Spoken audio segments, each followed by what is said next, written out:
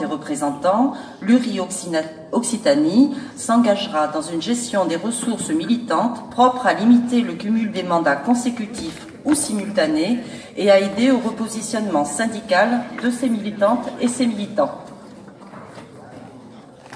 Alors donc j'appelle maintenant une ou un représentant d'un syndicat pour défendre cet amendement en 8 minutes maximum.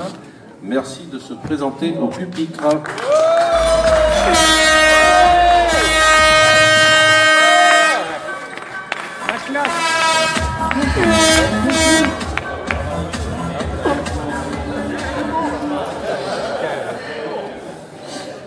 Alors moi je m'appelle Sarah, donc je suis militante au SGEN CFDT Midi-Pyrénées et je travaille aussi à l'université Toulouse-Jean Jaurès ex-Mirail au service de la formation continue sur un poste administratif, pour ceux que ça intéresse.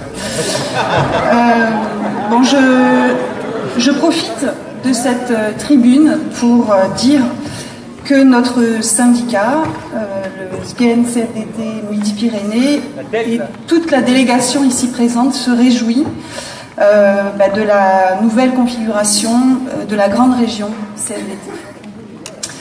Alors, l'amendement que nous soumettons est né d'une discussion entre militantes et militants de notre syndicat, et notamment après que certains aient participé à la formation Repères responsables de demain, organisée par l'URI Midi-Pyrénées et à laquelle j'ai participé. Alors cet amendement est un appel. C'est un appel au bureau régional pour qu'il initie un large débat interne sur 2 points qui nous semblent fondamentaux. Le cumul des mandats syndicaux et le repositionnement syndical ou professionnel de nos militants.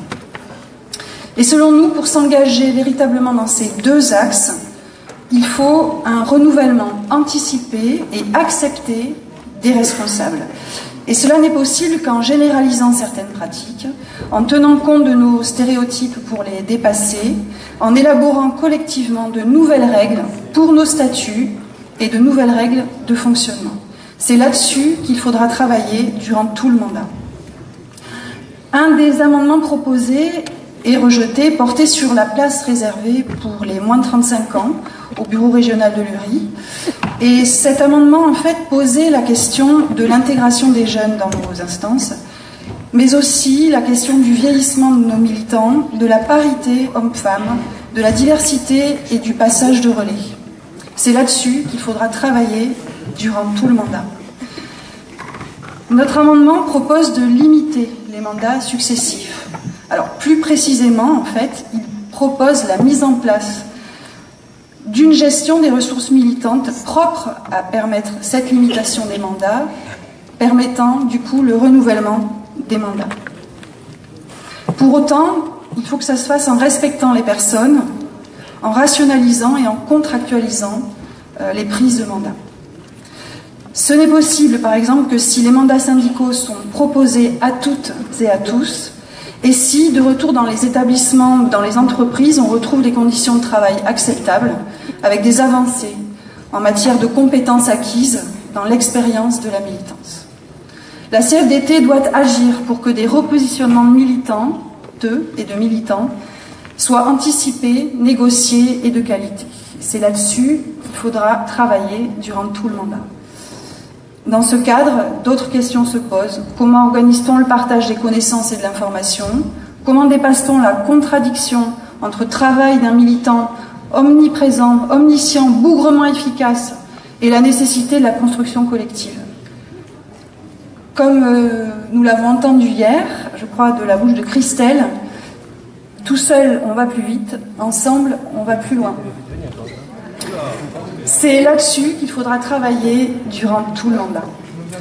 En conclusion, donc, le sens de notre amendement est donc un appel au futur bureau régional pour initier un large débat interne sur ces questions. C'est pourquoi, afin d'enrichir cette résolution, nous vous demandons de voter massivement pour l'amendement du SGEN CFDT Midi-Pyrénées.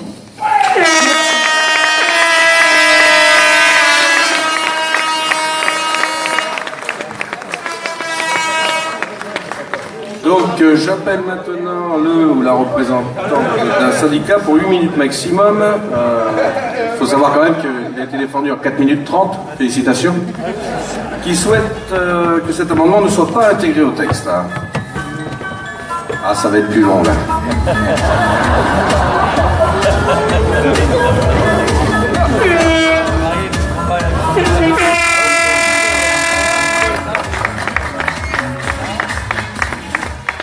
Bonjour à toutes et tous. Donc je me présente, Jean-Marie Robert, je fais partie du SPA Marcoul.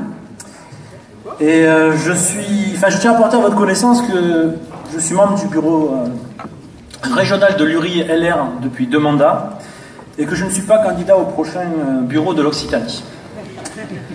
L'amendement proposé par nos camarades du SGEN Midi-Pyrénées, soutenu favorablement par le BRQRI, bien que symboliquement très intéressant et sans nul doute utile de façon pratique, pose aussi plusieurs problèmes de fond et de forme que nous souhaitons mettre en lumière.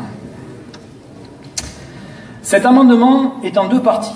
La première concerne la problématique du cumul des mandats et la deuxième, le repositionnement des ressources militantes. L'article 2234, fidèle à ses principes de renouvellement de ses représentants, l'URI d'Occitanie s'engagera dans une gestion des ressources militantes propre à limiter le cumul des mandats consécutifs ou simultanés et à aider au repositionnement syndical et ou professionnel de ces militants. Concernant la partie relative au repositionnement syndical et ou professionnel des militants, il nous semble qu'elle est redondante et n'apporte aucune précision ou piste supplémentaire et spécifique. En effet, le traitement de la problématique repositionnement est inclus dans le chapitre 2.2.3, accompagner et suivre le parcours des militants, qui à l'article 2.2.3.3 prévoit de faire bénéficier d'un conseil en évolution de carrière syndicale les militants. De plus, l'article 2.2.4 aider au repositionnement professionnel traite lui d'une manière générale et spécifique la problématique du repositionnement professionnel à la sortie de mandat. Donc, la proposition 2.2.3.4 et à aider au repositionnement syndical et au professionnel de ces militants n'apporte rien de plus au projet de résolution. J'espère avoir été clair sur ce point. Je reprends simplement pour mes copains près du radiateur au fond là-bas. C'est déjà dit dans le texte, ça n'apporte rien de le redire, sauf à penser qu'en le redisant, ça rentrera mieux. C'est peut-être des méthodes pédagogiques de prof pour le coup, mais j'en suis pas sûr.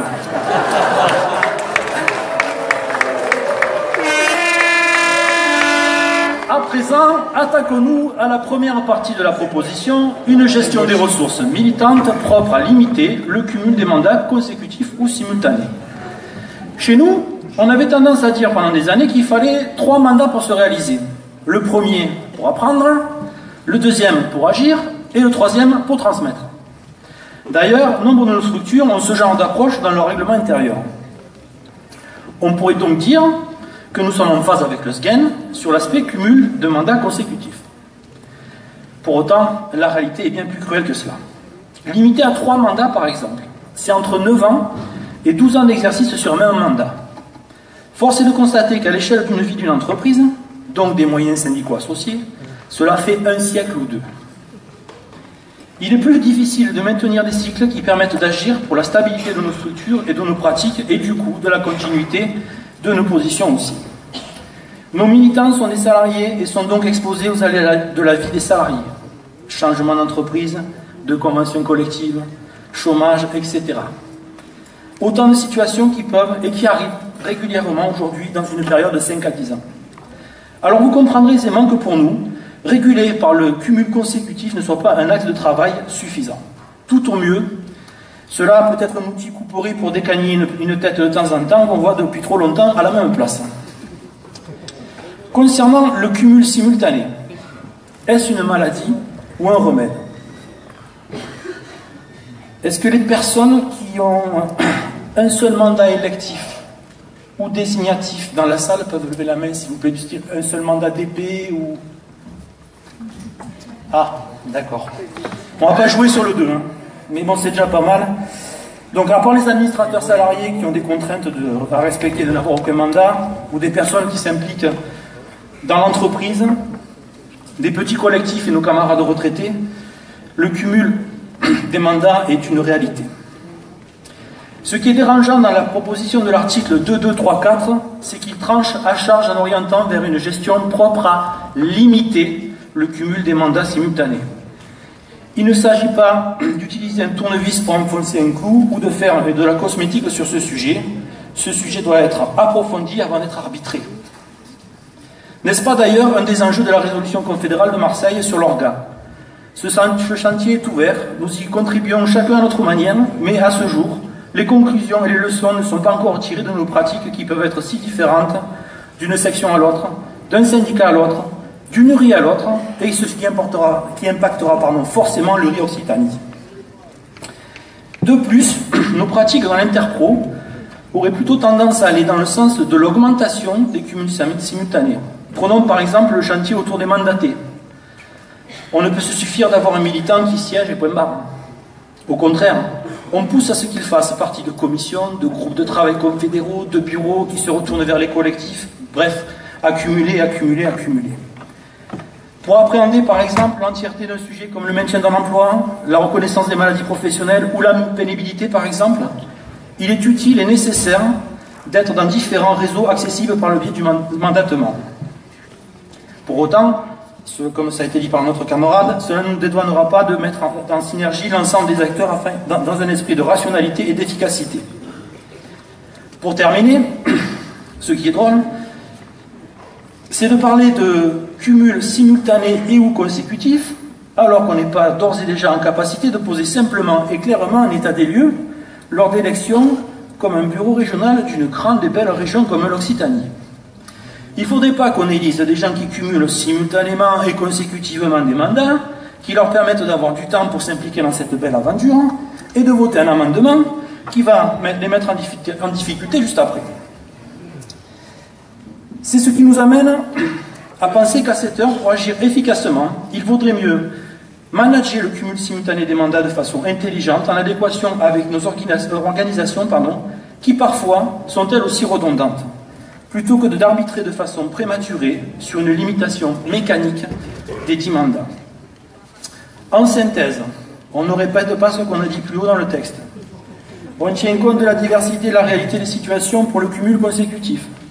On ne tranche pas aujourd'hui pour les mandats simultanés et on prend le temps de partager et de réfléchir sur le sujet. Ce qui nous demande à rejeter massivement cet amendement sans pour autant qu'il soit mis aux oubliettes. Bien au contraire, vivons l'Occitanie sur cette problématique et nous saurons sans doute en tirer un constat partagé et solidement ancré. Attention aux fausses bonnes idées, facilement assimilables, qui forcent au renouvellement des personnes. Il peut en suivre des heures bien plus sombres en cas d'échec. Léger dépassement. Merci pour votre écoute et vive l'Occitanie.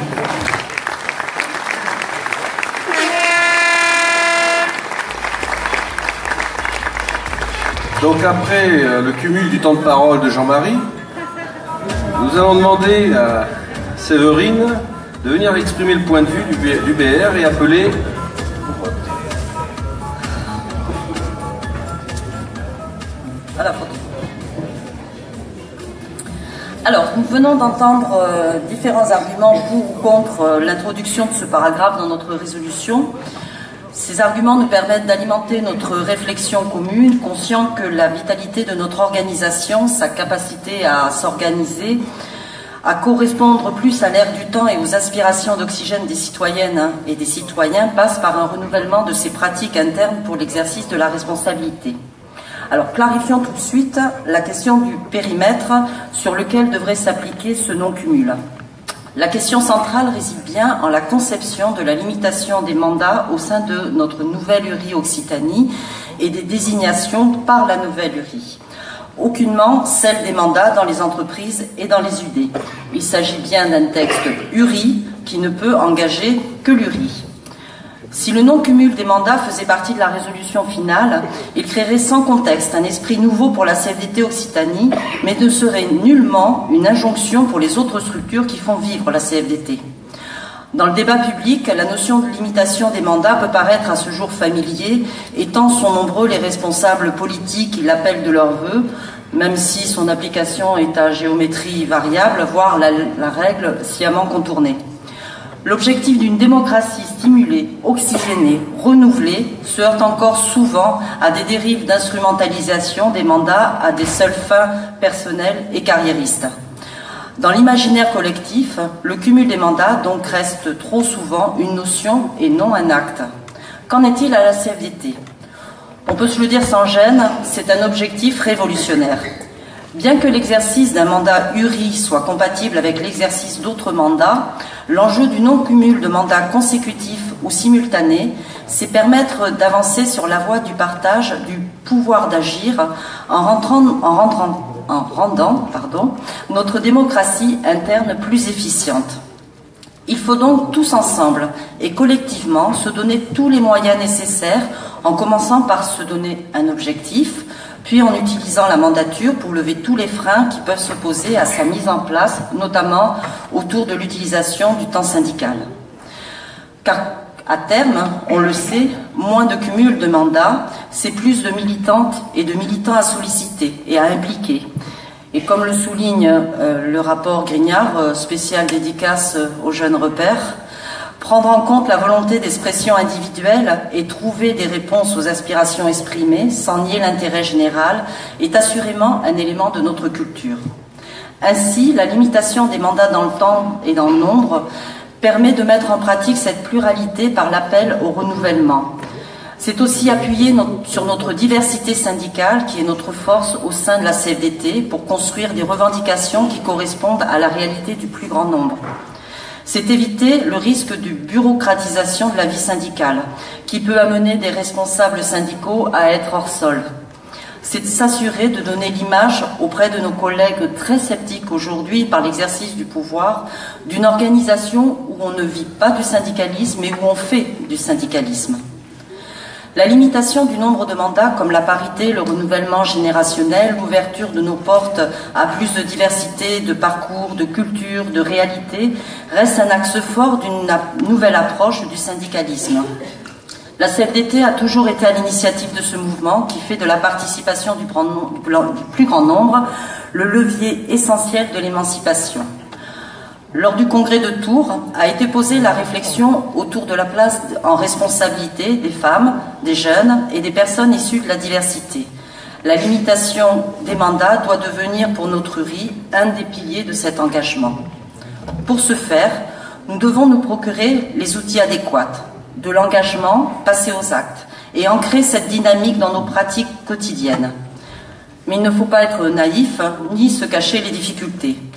Pour un ou une responsable s'étant vu confier plusieurs mandats consécutifs, cela peut être difficile avec le temps d'envisager de faire autre chose. Abandonner la reconnaissance sociale que procure le fait d'être engagé pour autrui n'est pas si simple. La limitation de mandats nécessite donc de faire appel à un nombre accru de militantes et de militants, alors que nous le savons bien, qu'il est difficile de mobiliser les investissements, de faire du repérage, du tuilage et de la formation de celles et de ceux qui vont prendre la suite. Mais c'est un acte qui doit être reconnu et valorisé dans l'organisation. Ainsi, moins de mandats individuels, c'est alors accepter le renouvellement, c'est faire confiance. C'est engager un travail de repérage des compétences, des investissements. C'est s'ouvrir aux autres et ne pas rester dans l'entre-soi. C'est mettre en œuvre une politique axée sur la notion de mission. C'est s'organiser et travailler différemment avec plus de monde pour accomplir des missions moins lourdes. C'est structurer et développer un réseau de conseils et de compétences collectives, axe mis en exergue au sein de notre projet de résolution.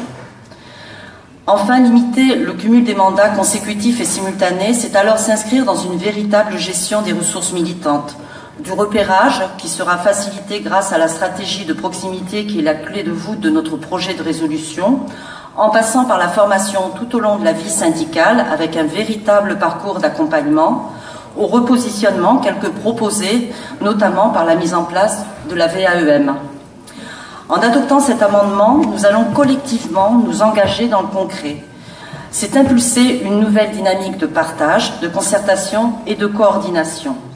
C'est donner la possibilité à chacune et à chacun de trouver une place en fonction de son appétence. C'est valoriser les compétences individuelles pour une compétence collective et partagée. C'est pour ces raisons que les membres du Curie et du BR soutiennent cet amendement et vous demandent de le voter massivement pour inscrire l'objectif du non-cumul dans les travaux de la mandature. Je vous remercie.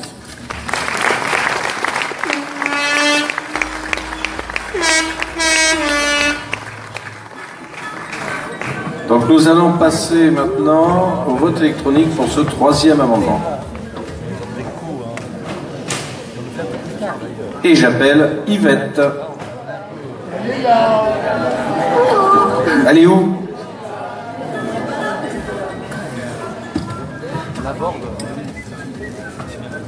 Donc nous allons voter pour l'amendement concernant l'article 2, 2, 3, 4. Non. Je déclare le bureau ouvert.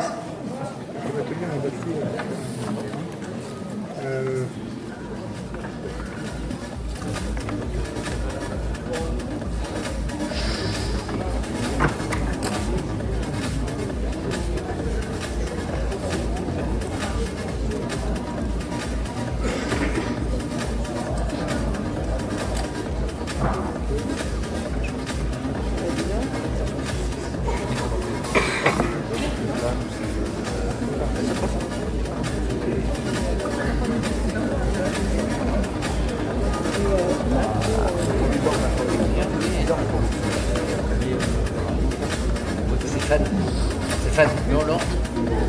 Carte héros, on dirait qu'il n'y a pas de bras.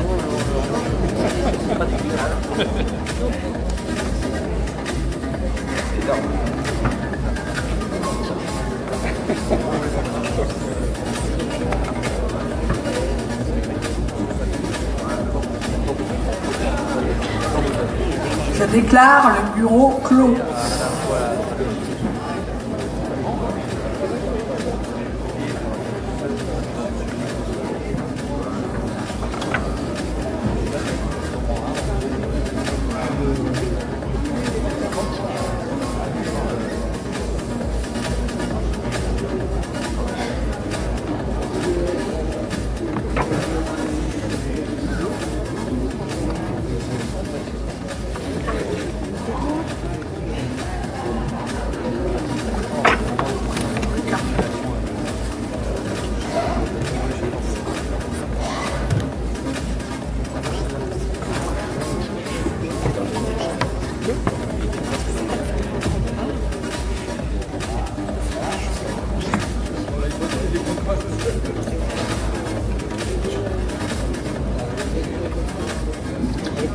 Résultat des votes sur le troisième amendement.